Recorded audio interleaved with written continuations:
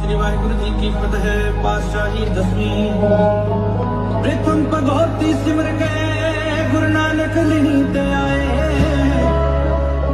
तेरे अंगद गोते अमरदास रामदास साहेब सहाय। अर्जन हर गोबिंद नो सिमरो श्री हर राय।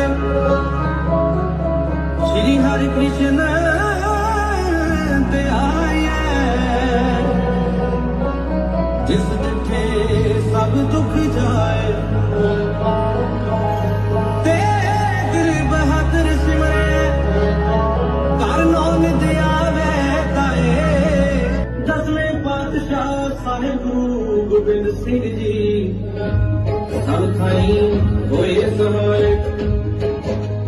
दसां पातशाहियां दी जोत श्री गुरु ग्रंथ साहिब जी दे पाठ